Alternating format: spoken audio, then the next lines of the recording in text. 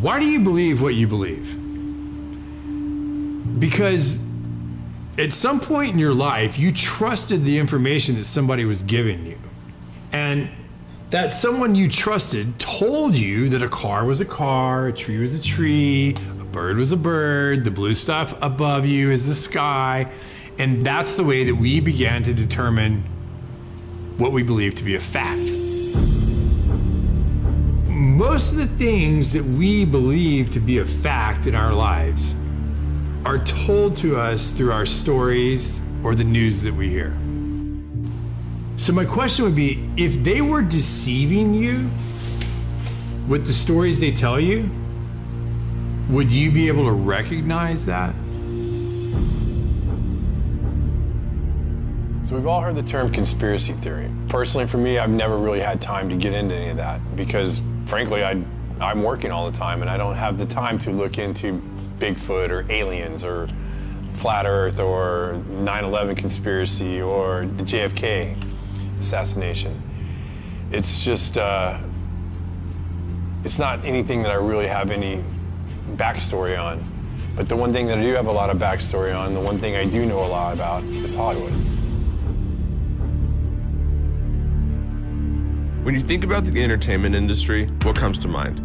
Movies, TV, music, right? Let's talk about this entertainment. I've been observing you. What if this entertainment was more than just entertainment? Now in complete control! When you're driving home from work, what are you listening to?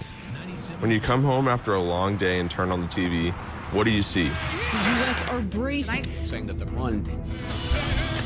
Think about all the content you've seen throughout your whole life. A lot of it has actually made us who we are today.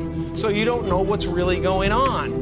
Have you ever stopped for just a second, though, and questioned the content? Good morning, Vietnam! The only thing we consume more than content is air. But we actually think about the quality of the air we breathe. Maybe it's time to take a closer look at our content. And fear. Taxes. Our government's always controlled our content. The fight for freedom. We've just never paid attention. Freedom of speech. Message received. The police occupy our community. To work with the CIA to destabilize foreign countries. This media that we're consuming at such a rapid rate, we need to slow down and think about what we're consuming. Bullshit going on. What if the people in charge didn't have our best interests in mind? Now we have to ask ourselves, who's influencing our content? Is the CIA involved in Hollywood? Yes.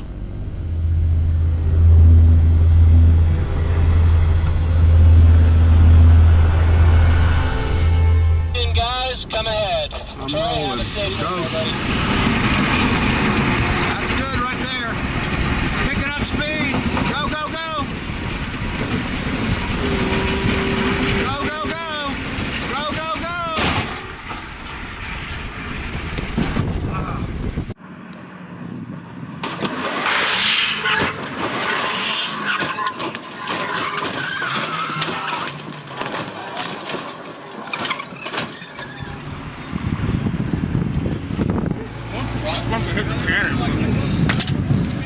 So for the past 28 years, I've probably had one of the coolest jobs in the world.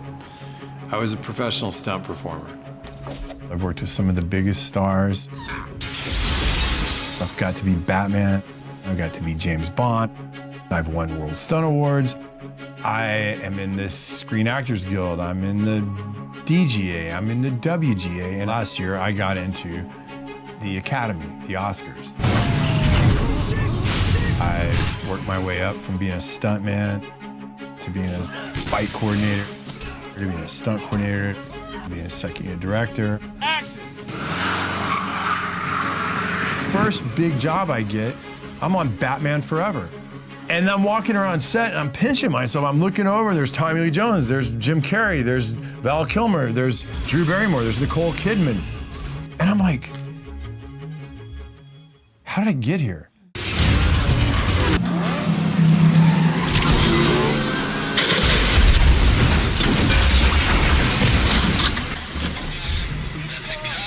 I didn't really say I'm gonna go be a stuntman. I wanted to go make movies. But being a stuntman was the easiest way for me to get into the business.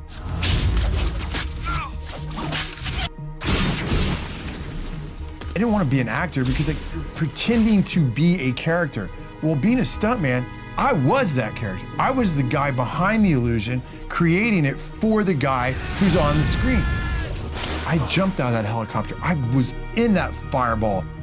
I did whatever was being asked of the job.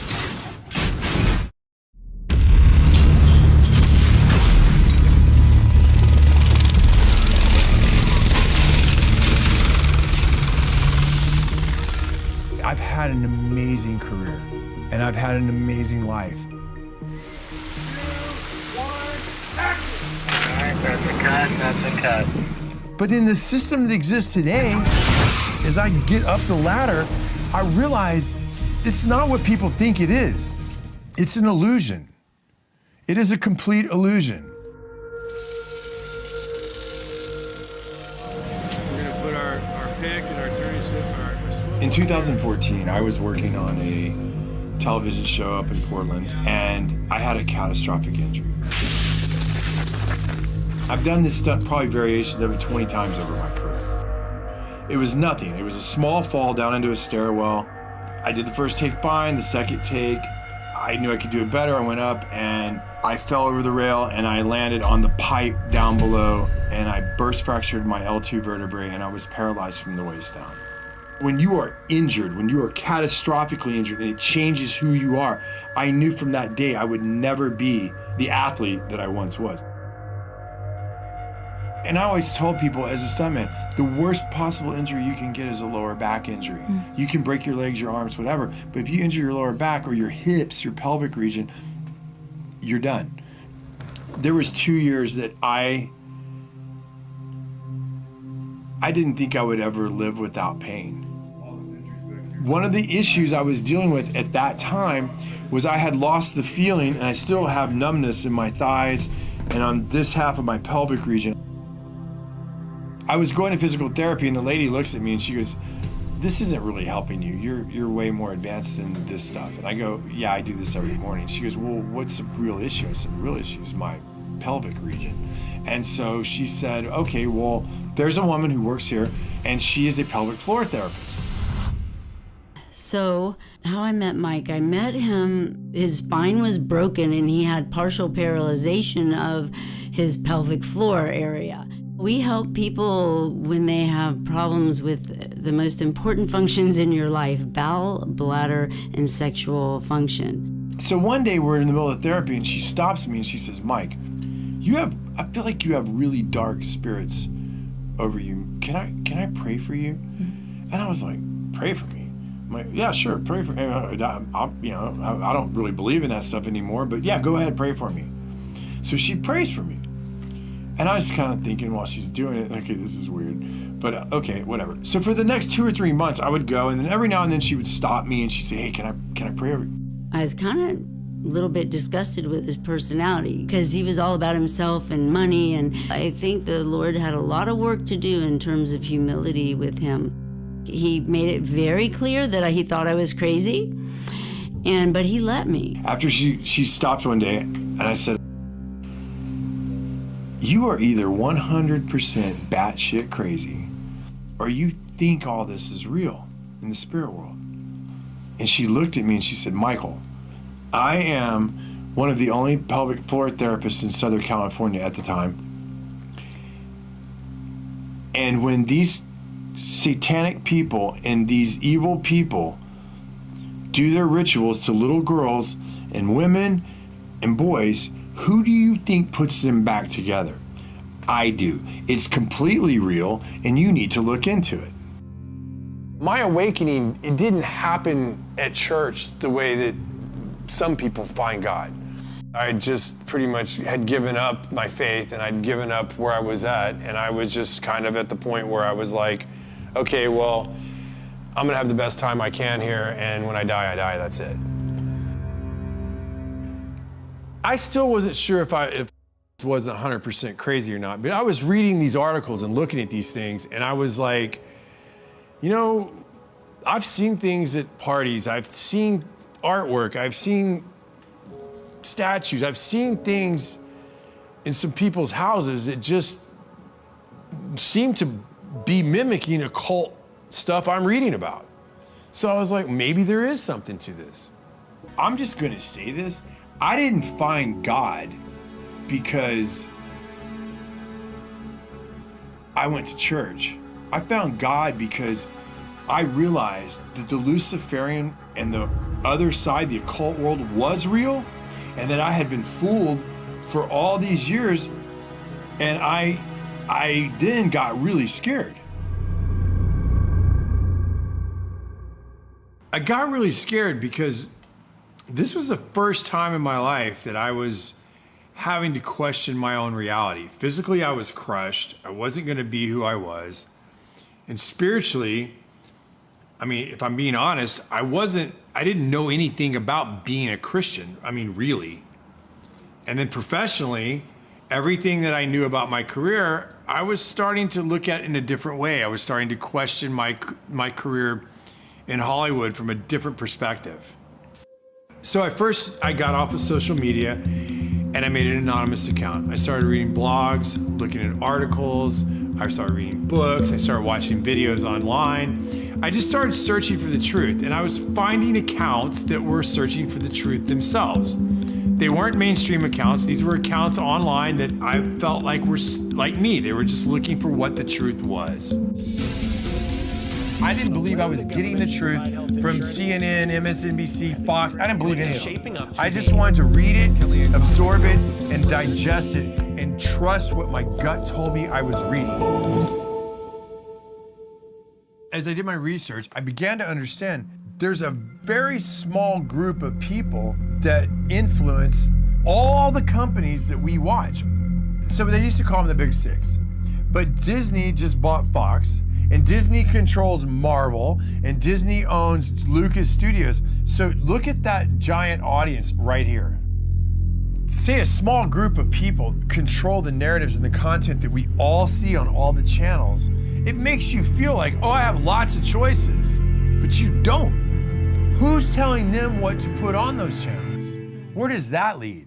Tonight, the FBI is on the case, and they are warning big companies in America to protect their data after a big Hollywood studio got hit by hackers and several blockbuster movies ended up online. This is the first time the United States has accused a foreign government of a cyber attack against an American corporation. And this interested me because I worked over at Sony quite a bit during my career, and I actually had to get LifeLock during the Sony hack, so I was curious. I was like, what was this really about? Well, the narrative put out in the public was Seth Rogen and James Franco made a movie about North Korea. And so they were mad, and so they decided to hack Sony to teach them a lesson.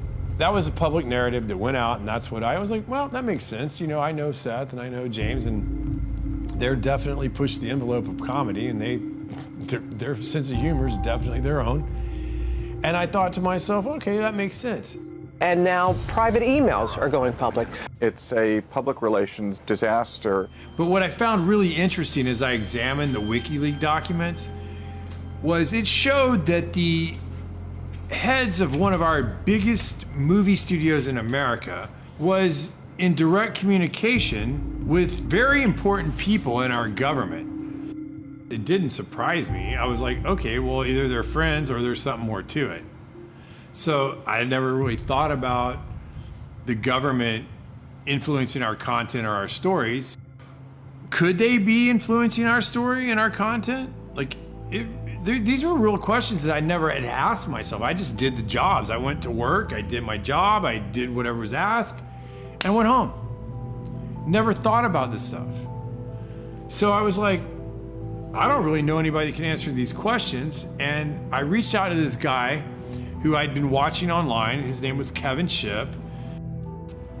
And for those of you who don't know who Kevin Shipp is, he's a CIA whistleblower.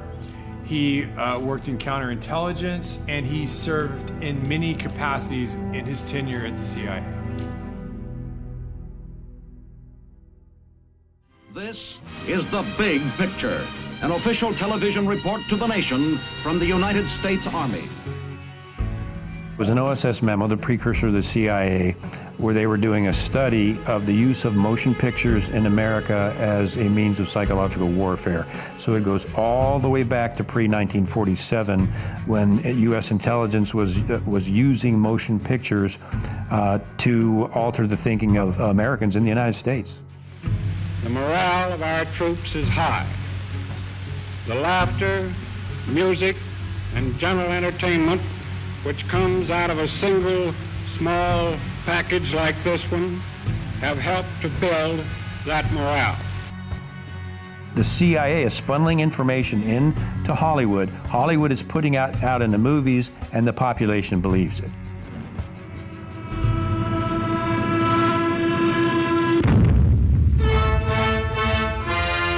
Taxes to bury the Axis.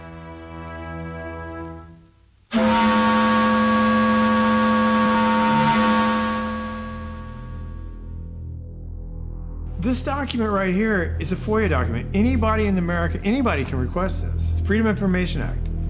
And in the 40s, they were telling you they controlled the radio stations. They controlled most of the mainstream media. They're telling you right here that motion pictures are used as psychological warfare. Why would they stop doing it? At no time has the CIA engaged in any political activity or any intelligence activity that was not approved at the highest level. Alan Dulles groomed and recruited Ian Fleming, and Dulles and the CIA actually helped Fleming write his books and paint the CIA in a favorable light. And they also, Dulles helped produce Thunderball to make the CIA and agents look like honorable, cool people. The CIA actually helped him write the books and write the script for that movie. And then the president of MPAA was actually providing intelligence to the CIA as an operative in that position in Hollywood. Mr. Fleming, in your books there's a great amount of detail. Is this detail based on personal experience? Do you make it up? Where does it come from? Well, I can say it's 90% from personal experience, really. Of course, if I started sticking too close to the true espionage work of today, I should be in trouble with the Official Secrets Act in England, even supposing I had access to information.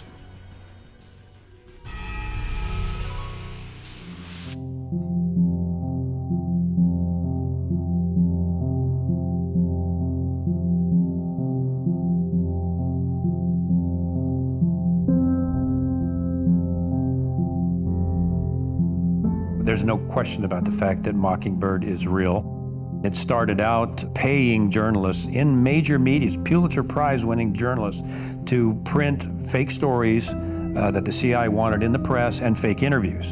And this was revealed in the Church Committee. Do you have any people being paid by the CIA who are contributing to a major circulation American journal? We do have people who submit pieces to American journals. And of course, then the CIA destroyed the rest of the files, which is what they do. George H.W. Bush came out and finally made the statement about Mockingbird. Well, we're going to officially stop the Mockingbird program. The CIA will no longer pay journalists to write stories. From now on, the program is voluntary, which means Mockingbird continues today. When's the last time you've seen a mainstream media outlet do a serious investigative report on the actions of the CIA? There's a reason for that. This would mean that the CIA could manipulate the news in the United States by channeling it through some foreign country. And we're looking at that very carefully. Would you say that continues today? Well, I would think probably for a reporter it would continue today, but because of all of the revelations of the period of the 1970s, it seems to me that a reporter's got to be much more circumspect in doing it now, or he runs the risk of at least being looked at with considerable disfavor by the public. I think you've got to be much more careful about it.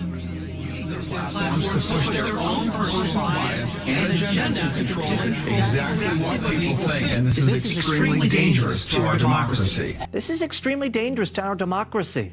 This is extremely dangerous to our democracy. This is extremely dangerous to our democracy. This is extremely dangerous to our democracy. This is extremely dangerous to our democracy. This is extremely dangerous to our democracy. This is extremely dangerous to our democracy. There is something about the way the CIA has been functioning that is casting a shadow on our historic position of freedom, and I feel we need to correct it.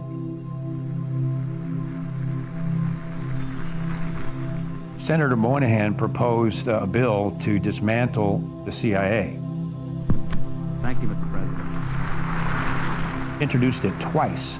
The second time was 1995. Ironically, 1 year later in 1996, the CIA established the Entertainment Liaison Office, which was specifically penetrated into Hollywood, and Chase Brandon was actually co-wrote scripts. For example, The Recruit. We're looking for high horsepower, high energy, very competitive people who are driven by patriotism and a sense of wanting to serve a greater cause. I am recruiting you. Would I have to kill anyone? Would you like to? So the CIA was and is in Hollywood, was and is contributing to Hollywood productions and that manipulation. The Recruit. Nothing is what it seems. As I started to wake up, I never actually considered that the CIA had an office in Hollywood. And I'm like, well, I see this, I see that. And I started putting feelers out, like, does anybody else see this stuff? And not many people were awake. But the one person that I reached out to was an old colleague of mine, a friend of mine named Brad Martin. And Brad and I had similar careers. We worked our way up through the business together. And I'm like, hey, Brad, you've seen this, you've seen that? And he's like, yeah, for sure. And so that gave me strength. That gave me like, okay, well, I'm not alone in this deal. And I'm going to keep looking. Let me just say this. Brad's one of the greatest stuntmen I've ever met. Probably the best. I'm a very physically creative person. I've been doing action for movies for 26, 27 years. I excelled at the action aspect of it, at the physical aspect of doing the fights and doing the gymnastics and doing the falls and doing the driving. I trained really hard and became one of the top stuntmen in the business. I started becoming a fight coordinator, and then a stunt coordinator, and then an action director. Very few people have ever gotten to where I've gotten to, and I'm super proud of what I did.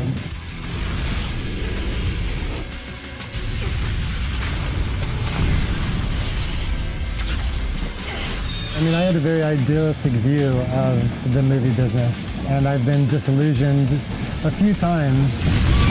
It feels very much like there's an agenda in every movie.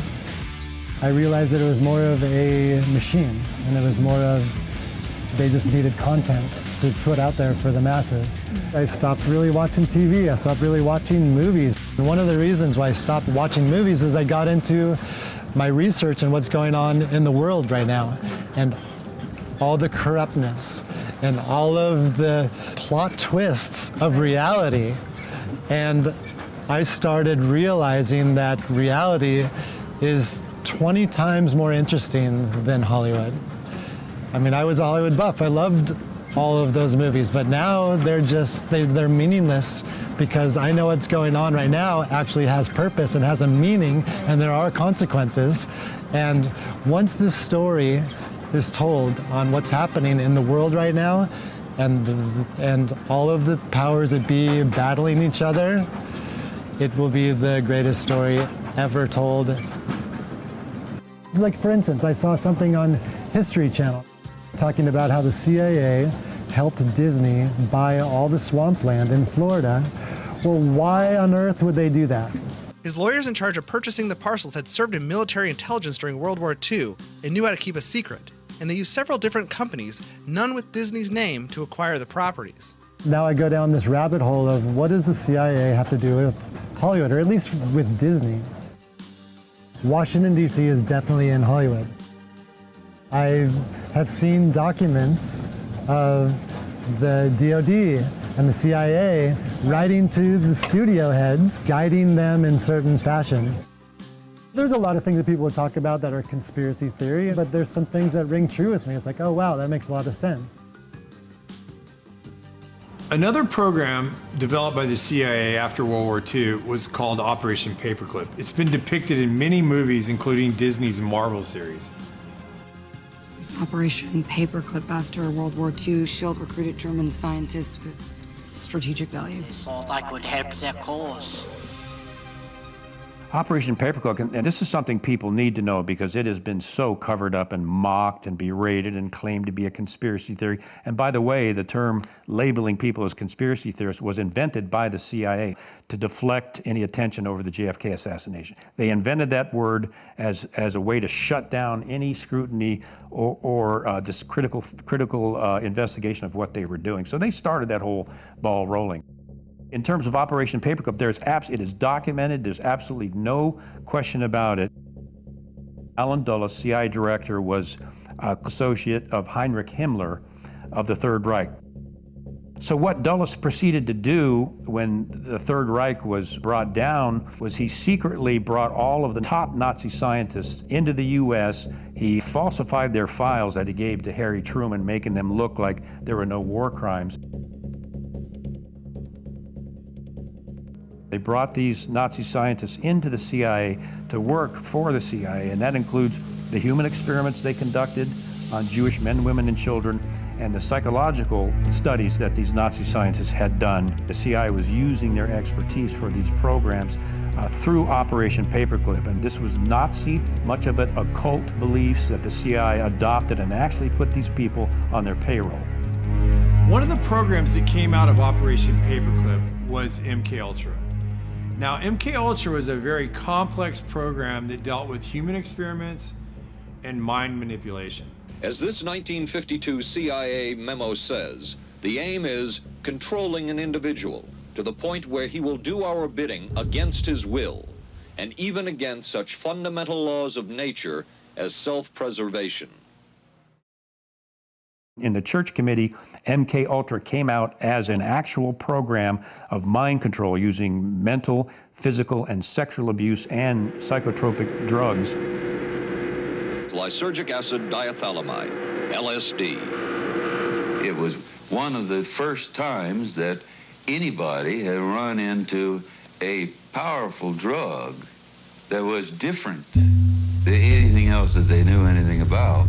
A decision was made at the highest levels of the CIA to do testing on unwitting Americans. At Ravenscraig, Dr. Cameron went further with drugs and electric shock treatments than any researchers in the MKUltra project dared. His aim was to wipe the mind clean.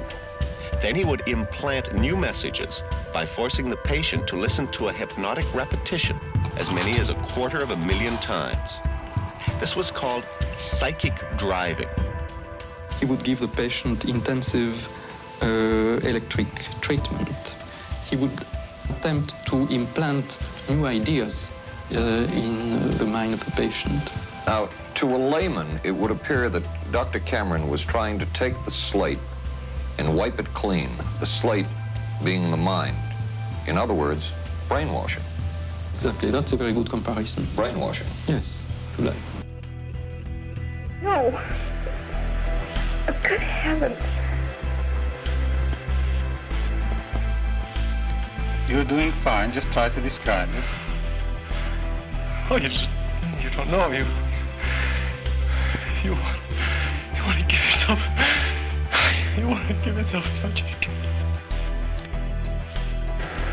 How do you feel inside? Inside? I don't have any inside. Nobody explained it to me. Nobody ever asked me if I was willing to do it or anything. They put me on sleep treatment. And they kept you asleep for 23 days. And while I was asleep, they were shocking the heck out of me with electric shocks and playing tapes.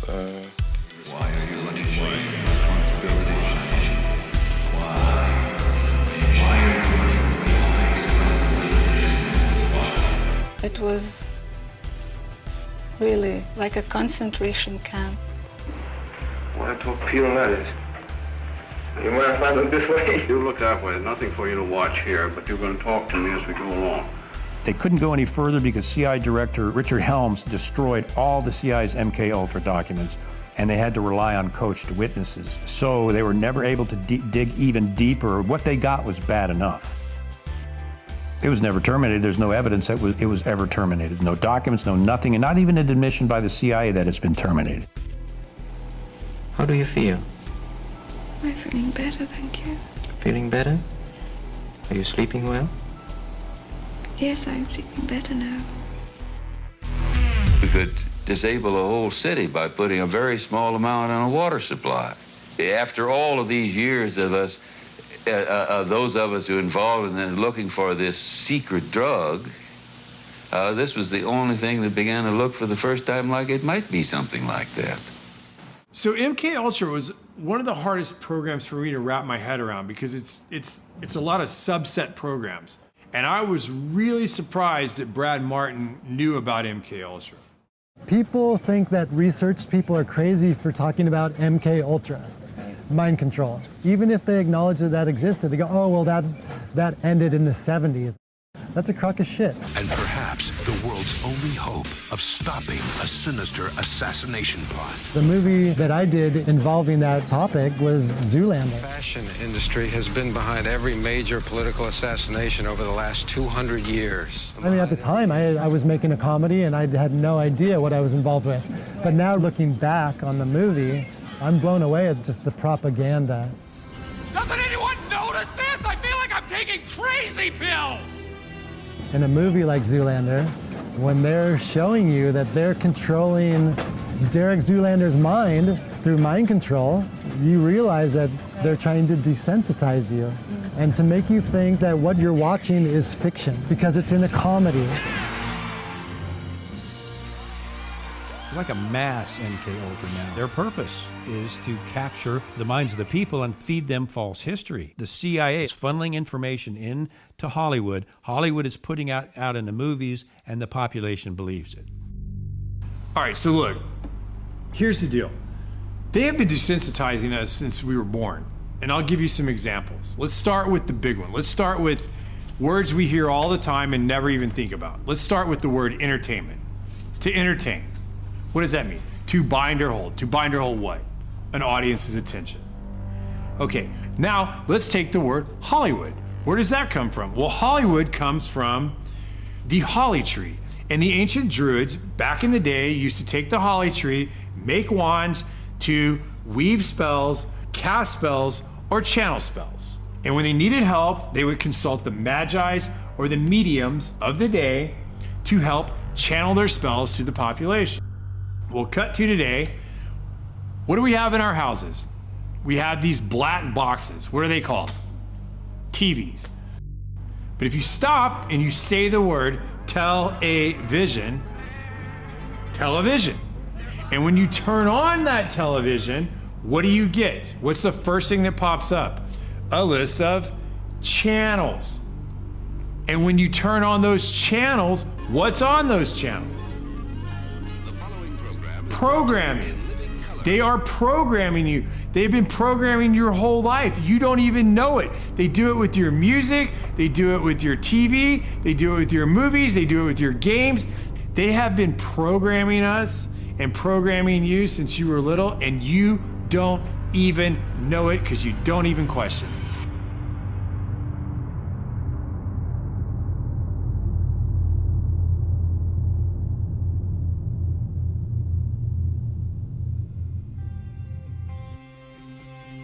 Starting in 1900, we entered a previously unimaginable time of modern technology. Advances that allowed the rulers of this world to construct and direct our stories in ways we previously never imagined. As a result, new techniques to control the population were realized. These are the people from the companies that we have trusted to deliver us our news and tell our stories. This has always been about controlling what we as the population think and hear. They help create our culture and influence our society. We as citizens only trust them because as a society, we think that the gatekeepers have our best interest in mind. The dangerous, edges here are that he's trying to undermine the media, trying to make up his own facts, and it could be that while unemployment and the economy worsens, he could have undermined the messaging so much that he can actually control exactly what people think, and that is our job. That is our job. That is our job. Our job. As I was researching, I found that most of the early communication companies were developed for shipping or aviation. And a lot of the men that started these companies were commissioned by the military during World War I and World War II. Many of these men worked for the Army and Navy intelligence services, along with the OSS, which we know became the CIA. There were many examples of these men becoming the heads or founders of some of the biggest motion picture and media companies before and after their government or military service. I wanted to know how many of the media companies in today's world connected back to Washington. So I started looking. It was like a family tree. The connections between our government personnel and the media corporations was unbelievable. Google, Amazon, Netflix, Twitter, CNN, ABC. So what would happen if all these companies had the same political ideology or agenda? We as this population like to hear people confirm our confirmation biases. We like to hear people tell us that we're right. We don't like to be wrong. And we believe that the people on the media and the people that we're listening to have our best interests in mind. The problem is what if they don't? So if you stop and think about it, they can place any agenda on the population that they choose.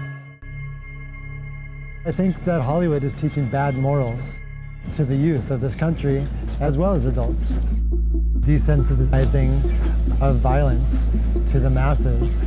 You can't deny that. My kids have seen so many people get killed in very violent ways. 3 times as much gun violence now. And the sex that's in PG-13 movies. Why?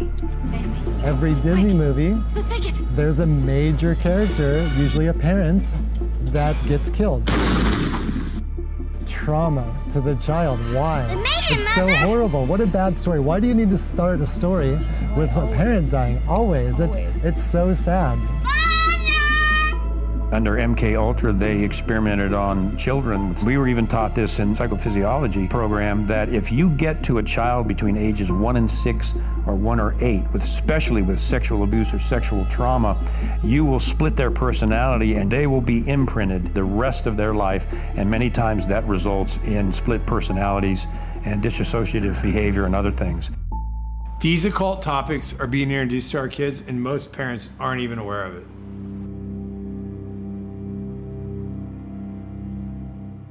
So the biggest surge with this occult type material took place in the late 60s and the early 70s with movies like The Exorcist, Amityville Horror, The Texas Chainsaw Massacre, Halloween, and Roman Polanski's Rosemary's Baby.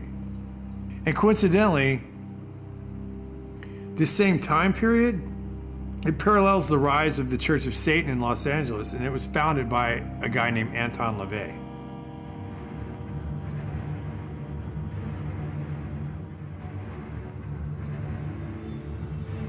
So it is done. When I was a police officer, we had cases of satanic cults right in Arlington, Virginia. Those have been around for decades. They're in the high schools, they're in the colleges, they're in the government, and they're in Hollywood. I got to meet people like Sammy Davis and that kind of shit. Sammy told me he worshiped the devil.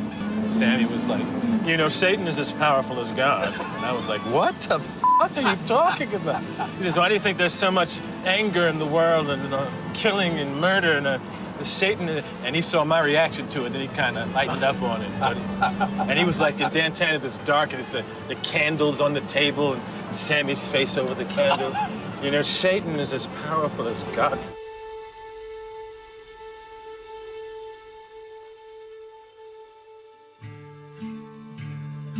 From our point of view, it really makes no difference whether you pray to a father god or to a mother goddess or to an entire gaggle of gods and goddesses.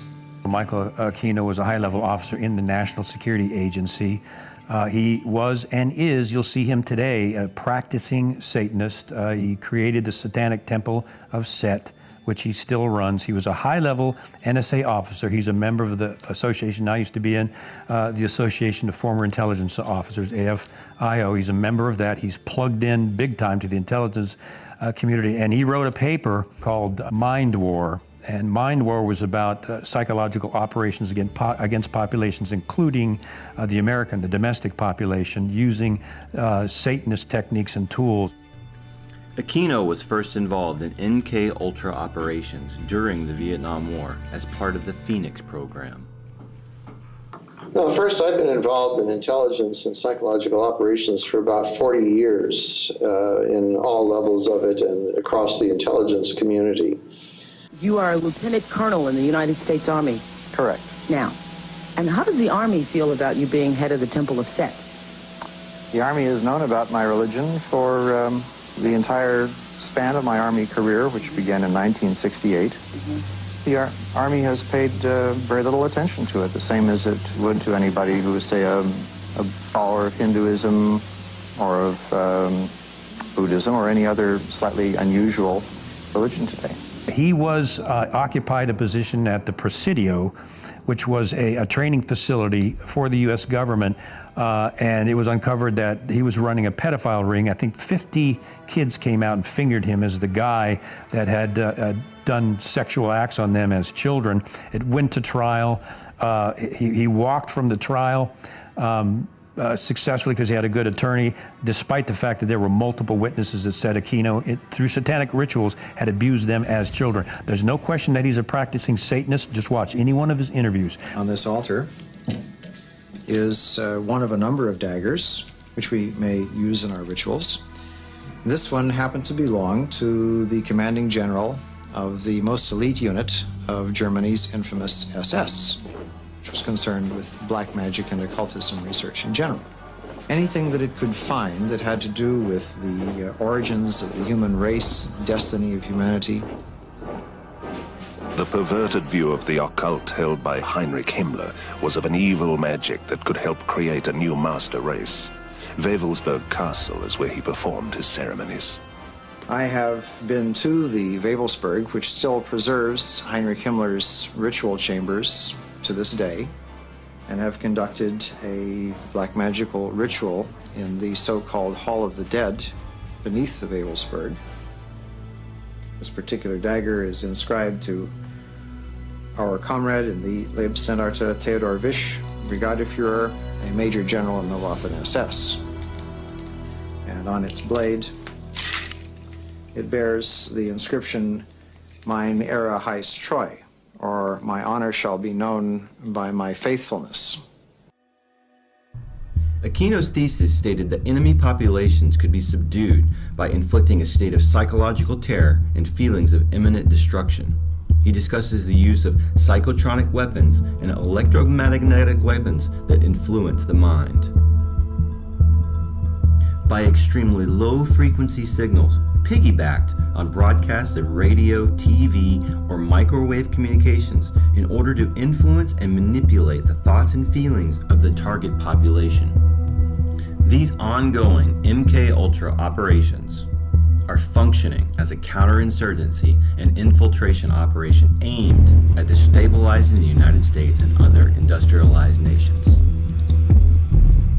I give the CIA a total credit for sponsoring and initiating the entire consciousness movement, counterculture events of the 1960s. History will judge the role of the CIA and other intelligence agencies in unwittingly contributing to the counterculture of the 60s through their intense interest in LSD and other hallucinogenics. But for the moment at least, the argument can be made that the CIA helped usher in the age of Aquarius.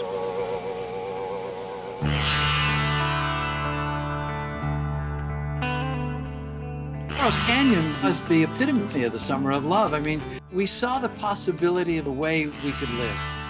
It's odd because in Laurel Canyon, so many of the soon-to-be stars there, their parents were in either the military-industrial complex or intelligence or the Pentagon. In Frank Zappa's case, His dad was working at Edgewood Arsenal, where they were doing biochem studies, psychotropic, and exposing U.S. troops to VX nerve gas and other things. The family kept gas masks in their house. He grew up with that in case there was an accident. And Edgewood Arsenal was doing this very similar, related MK Ultra projects on U.S. troops. The Gulf of Tonkin is another prime example. The commander of the Gulf Fleet in the Gulf of Tonkin, his son was Jim Morrison. They claimed the USS Maddox was attacked by Vietnamese vessels. It was never attacked. As a matter of fact, they put ghost ships on the radar to make it look like they were Vietnamese ships. The Maddox was never attacked. It was an actual, literal false flag to enable the U.S. to declare war on Vietnam. So Jim Morrison's dad was involved in the false flag of the Gulf of Tonkin. After talking to Kevin, I started looking into Laurel Canyon. I drove down Laurel Canyon to Hollywood almost daily when I first moved out there. And I never knew that there was an old Air Force base called Lookout Mountain U.S. Air Force Base at the top of Laurel Canyon. And what's funny is, if you do the history of it, it's owned today by a guy named Jared Leto. Another tactic developed out of the MK Ultra project was the use of compromise and control via honeypots. The decision was made to do testing on unwitting victims. It was decided they should be on the fringes of society because they were most vulnerable.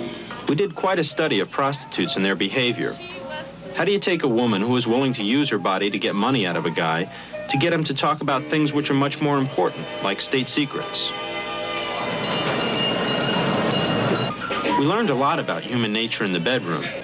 We started to pick up knowledge that could be used in operations.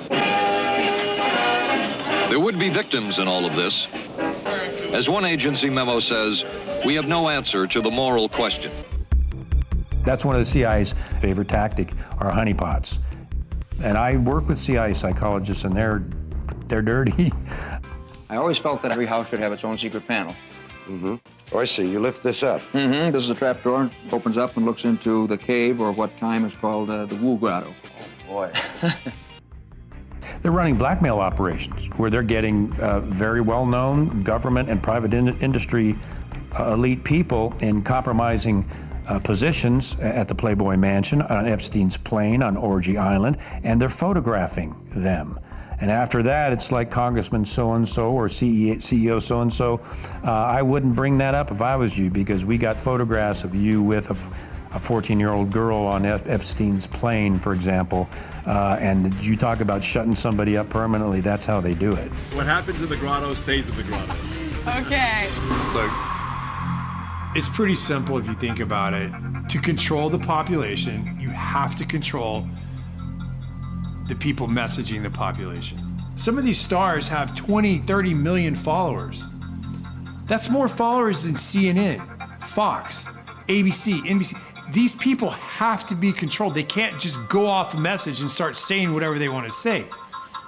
They have to be somewhat reined in. They have to be controlled, or they do not get the platform to have the voice that they have. Forget the politicians. The politicians are put there to give you the idea that you have freedom of choice. You don't. You have no choice. You have owners. They own you. They own everything. They own all the important land. They own and control the corporations. They've long since bought and paid for the Senate, the Congress, the state houses, the city halls. They got the judges in their back pockets. And they own all the big media companies, so they control just about all of the news and information you get to hear. They got you by the balls. It's a big club, and you ain't in it. You and I are not in the big club.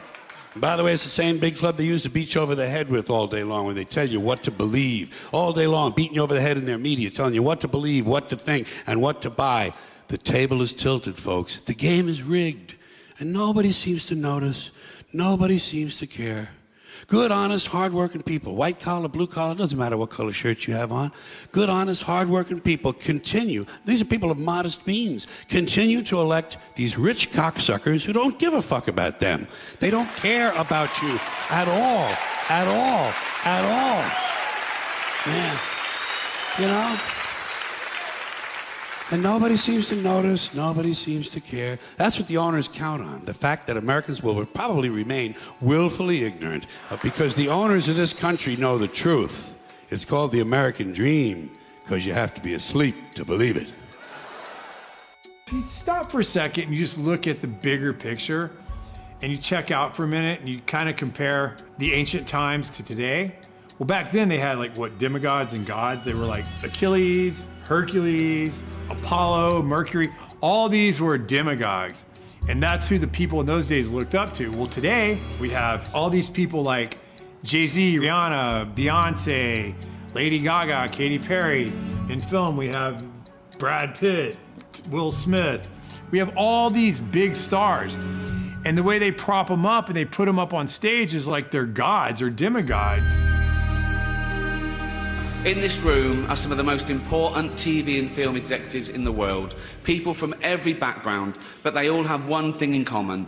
They're all terrified of Ronan Farrow. He's coming for you. He's coming for you. Look, talking of all you perverts, it was a big year.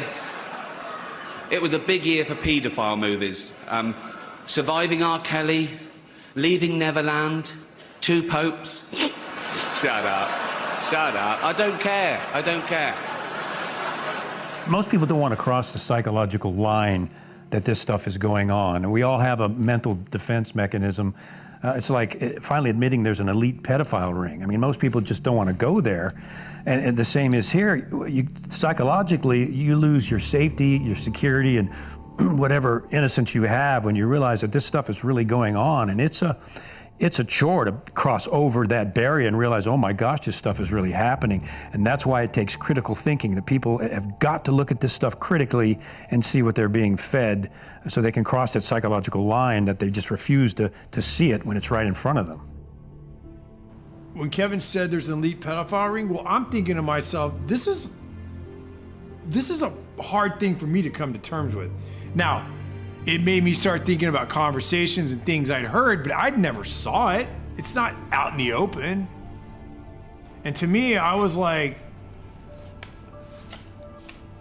no one could do that. Because, I mean, if I saw someone hurting a kid, I would kill them. I mean, I would literally kill them. I would never allow someone to hurt a child in front of me.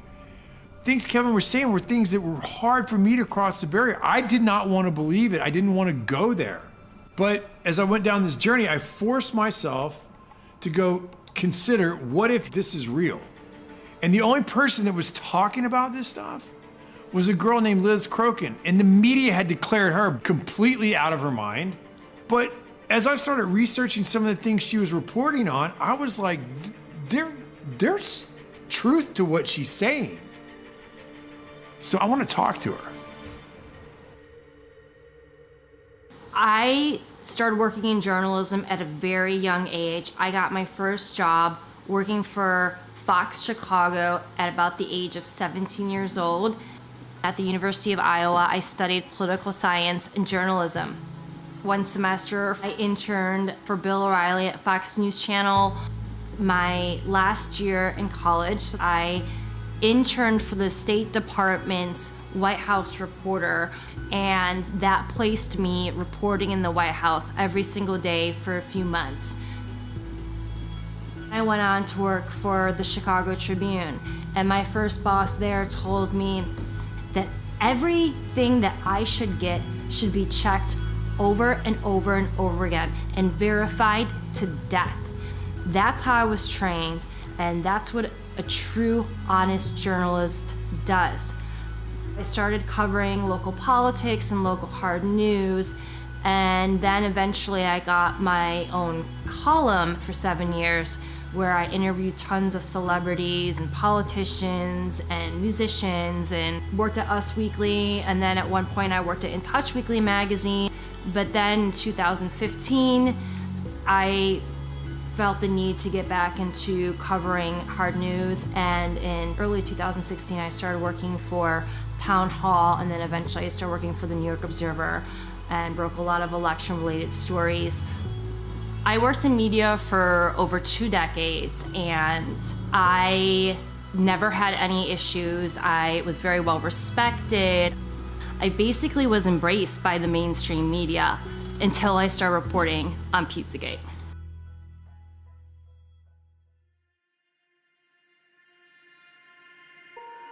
Now, when Pizzagate came out, the media tried to turn Pizzagate into something that wasn't. Surprises of the presidential campaign was the explosion of fake news on the internet. 28-year-old Edgar Welch was arrested in Washington Sunday afternoon outside Comet Ping Pong, a popular family pizza parlor. D.C. police say Welch fired at least one round into the restaurant floor with an AR-15 rifle like this one on his Facebook page. No one was injured. Someone on Twitter, whose name remains unverified but has several thousand followers, posted that new emails found on Anthony Weiner's computer confirmed that Hillary Clinton was involved in a pedophilia ring. The rumor spread, inspiring some newfound internet sleuths to start digging around in John Podesta's hacked emails, searching for proof and location of the so-called sex ring. In those emails, they are absolutely littered with code words. And many of these code words are food words, such as pizza. Somebody said to me, "Hey Dave, search for pizza in Podesta's emails. And once you go down that rabbit hole, you never really emerge the same person." It was obvious from the get-go that these words were code words for something else because the context that they were used in did not make sense. To be clear, not one single email in the Podesta emails discusses child sex trafficking or pedophilia. That is a fact. But there are dozens of what seem to be strangely worded emails dealing with pizza and handkerchiefs. Investigators say that those words in the emails about pizza and the talk of handkerchiefs is code language used by pedophiles. There is some kind of code language. They're just not talking about pizza, folks. Who phrases that? Who blocks out an hour of time to eat a slice of pizza? You can get a service for a half an hour, you can get a massage for a half an hour, but you can't get food for a half an hour. It just absolutely makes no sense. There's other ones like, the realtor found a handkerchief. I think it has a map that seems pizza related. And another one is, Obama spent $65,000 flying in pizza and hot dogs from Chicago. Are we using the same channels? Pizza is a well-known pedophile code word that actually has been used by law enforcement to arrest online sexual predators of children. And there's been multiple arrests that have been made by law enforcement of pedophiles trying to solicit children by using the pedophile code word pizza. 2007, unclassified FBI document. That document, according to the FBI, contains commonly used symbols by pedophiles to express their preference in children. Notice this one on the end, the triangle. That image signifies something called boy love. The pizza place next door to Comet Ping Pong Pizza, Besta Pizza, well, this was their logo until only a few weeks ago. People don't know that because the mainstream media refuses to cover it. The entire mainstream media redefined what Pizzagate was to make it sound ridiculous and less believable. And then they had people like Megyn Kelly come in, interview James Alefantis, didn't ask him any challenging questions. A conspiracy theory that even the DC police say has no basis in fact. She didn't ask him any questions about the pictures of children on his Instagram page looking abused, being sexualized. She didn't ask him about the pedophile talk. So the whole mainstream media painted him as this poor victim, as this person that was innocent, that was just victimized, as something that wasn't true. But just his Instagram page alone should have been enough for authorities to look into him. Investigators have already proven there's nothing to the story, right? Well, actually, no. And that's what you need to know. For all that is here, there has not been one single public investigation of any of this. Not from local police, not from the FBI, no one. And that has to be the big question. Not for Podesta or for pizza parlor owners, but for law enforcement. Based on what may be or may not be here, the big question is, why hasn't any investigation taken place? This is insane. So many people in the mainstream media have said, Pizzagate is a conspiracy theory. Pizzagate has been debunked. It has not been debunked. If it's been debunked, Explain the code words. No one to this day, including John Podesta himself, can explain the code words in his emails. Hey, John Podesta, can you please explain why you have children rented for entertainment for your adult hot tub parties? No one has ever explained why John Podesta has literal pedophile and cannibalism paintings all over his office and his home. Tony Podesta too. And then you look into the spirit cooking dinners, and you look into Marina Abramovic, who's the one that was conducting the spirit cooking dinners. Why are they going to spirit cooking dinners?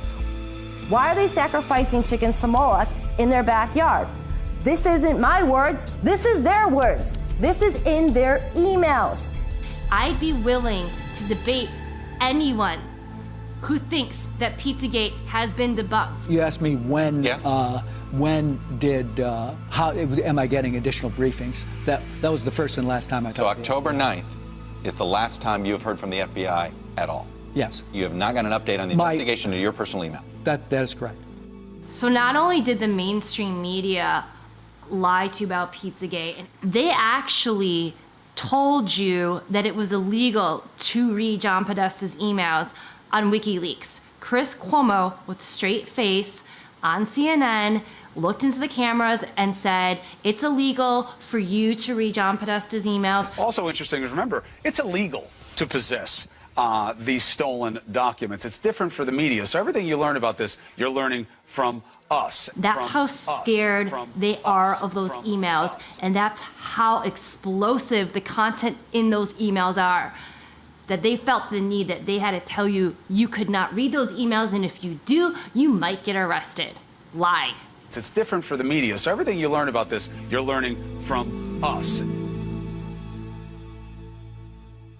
People that blow the whistle on elite pedophiles tend to have accidents, and a lot of those people have died mysteriously.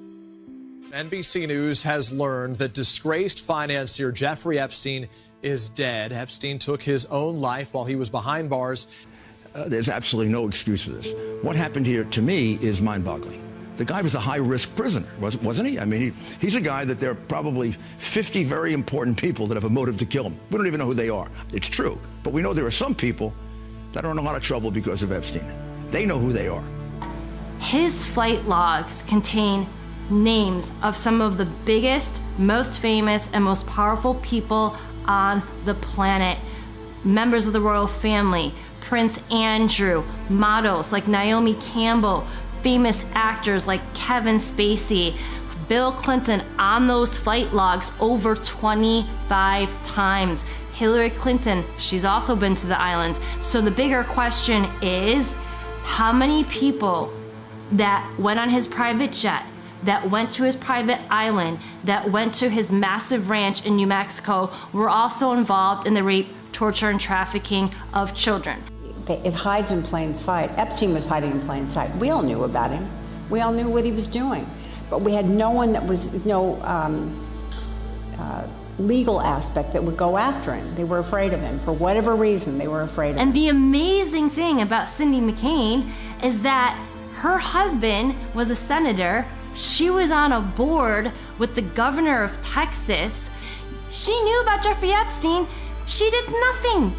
And her organization, the role of her organization is supposed to be to stop people like Jeffrey Epstein. They all knew. They did nothing about it. When Ricky Gervais said at the Golden Globes, you're all friends with Jeffrey Epstein, he wasn't lying. So in the end, he obviously didn't kill himself, just like Jeffrey Epstein. Shut up. I know he's your friend, but I don't care. You like to make your own way here in your own plane, didn't you? Right, but... And how many of those elites have been to his islands? Not only is the mainstream media complicit, I would argue that there are accessories in the crimes against children. She told me everything. She had pictures, she had everything. She was in hiding for 12 years. We convinced her to come out. We convinced her to talk to us. It was unbelievable what we had. Clinton, we had everything. I tried for 3 years to get it on to no avail, and now it's all coming out, and it's like these new revelations, and I freaking had all of it. I'm so pissed right now. Like, every day I get more and more pissed because I'm just like, oh my God, what we had was unreal. Brad Edwards, the attorney, 3 years ago, saying there will come a day when we will realize Jeffrey Epstein was the most prolific pedophile this country has ever known. And I had it all 3 years ago.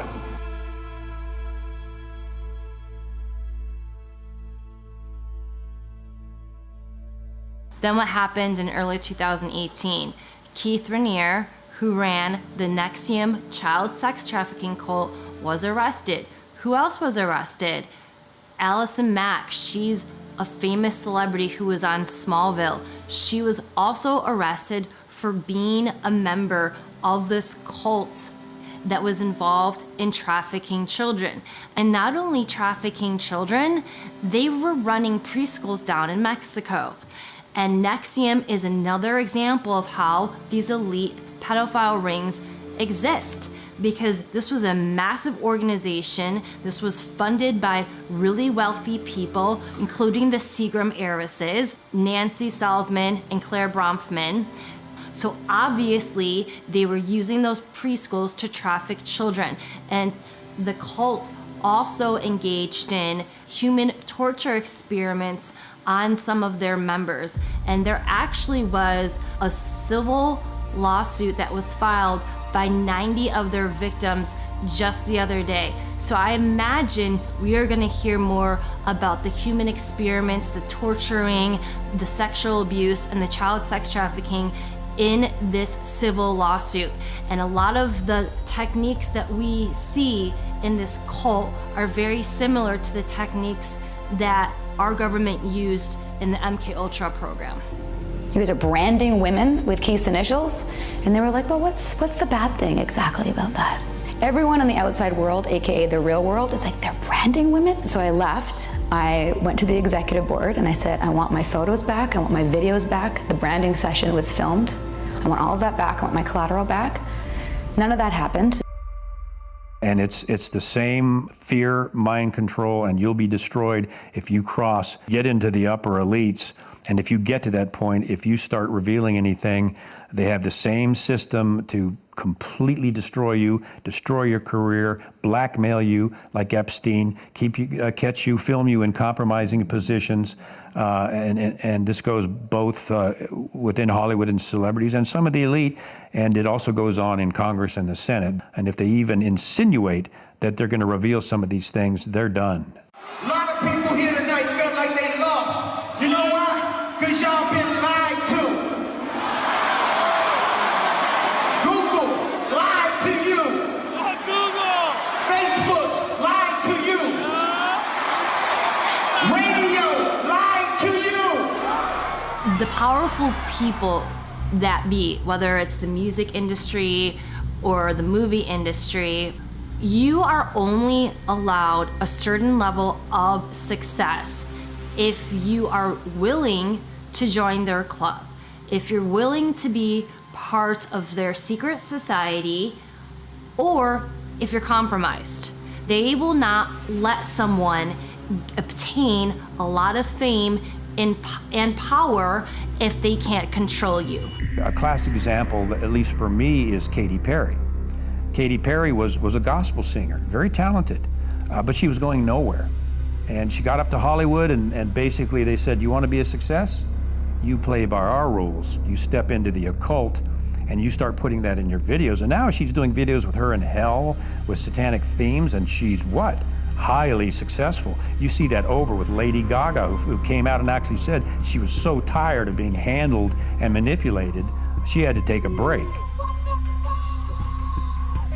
That this is this young, outrageous girl, wears strange clothes. She's into extremes. She's experimental. She have 43 million people on the Twitter following her, whatever she do, little monsters. And she came really very humble to my house and asked me if I can teach her. We made this workshop in the woods, and she was such a good student. She never cheated. She really went much farther than I asked her for. She is a limitless human being. As myself, a self-proclaimed pop performance artist, want to go home and slit my wrists, and I am nothing. I have achieved no sense of art. She is so boundless. Čuli za performance zbog Lady Gaga, odjednom su počeli se interesuju za moj rad, tako da je prešla sam iz te, mislim, normalne kulture u mas kulturu, što je... Marina Abramovic, of course, is in the Podesta emails, and she's the one that conducts the spirit cooking dinners. She said that Marina did an exercise with her where she stripped her completely naked and left her in the middle of the woods to fend for herself and find her way back. Those are the kinds of things that people who are behind the MK Ultra programs do to children that they're mind controlling. We know Marina Abramovic is a Satanist. You Google Marina Abramovic's name in spirit cooking and you will find hundreds of pictures of Marina Abramovic's events where they will have, for example, a cake that looks like a human being and they'll depict human cannibalism. And they claim they're not engaging in cannibalism. And you will find A-list actors and famous politicians and other very famous and successful, powerful business people at her events. They literally have food that look like human beings on dinner tables. He's Italian and Greek, I mean, you know. And a very good cook. And a very good cook. And I'm sure there's something very nefarious about that risotto recipe. So... After I started researching the cult, I learned that Satanists believe that they have to reveal who they are in some way, shape, or form. So that is why we see a lot of these occult members in Hollywood constantly flaunting symbolism. We see the pyramid, the Illuminati pyramid a lot. We see the evil one eye constantly. It's always on the cover of magazines. We see these are supposed to be the 666 devil symbols. We constantly see those symbols. We also see pedophile symbols, the swirl or the triangle within a triangle. I guarantee this wasn't his first. And we also see a lot of these members of the cult go on their social media and they talk about raping children. They talk about worshiping Satan. And people write it off as a joke, but they're not joking. I don't care if you're a major comedian. You can't tell me that's funny because there is no joke about raping children that's funny. You don't know what that is. I have no idea. You don't know. Jimmy Fallon doesn't know. David Letterman doesn't know. We don't know. All the comics and show business don't know what this is. Takes guts to put out a film that does this because no one's done it up until now. But when that's done and people see these facts and they say, my gosh, I didn't know that. I didn't know that about the Gulf of Tonkin. I didn't know that about the Vietnam War. My gosh. And they go in and they check it out and it's all true. And now they're seeing the dots.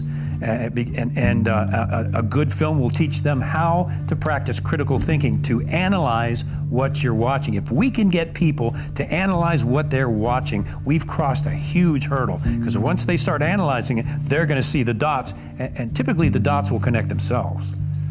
Liz Crokin put herself so far out in front that she was mocked. She was laughed at. She was called crazy.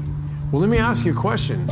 For all those people that did that to Liz, does she seem so crazy now? When you put all of those facts together and you use critical thinking, you realize this stuff is real. There's not one smoking gun. There's many small smoking guns that you have to piece together, and you have to use critical thinking to understand this stuff is real. So again, the bigger question is, now that Jeffrey Epstein's been exposed and he's allegedly dead, how many of his friends that were frequent visitors on his sex trafficking island were also involved in the rape, torture, and trafficking of children? And that's what Pizzagate is.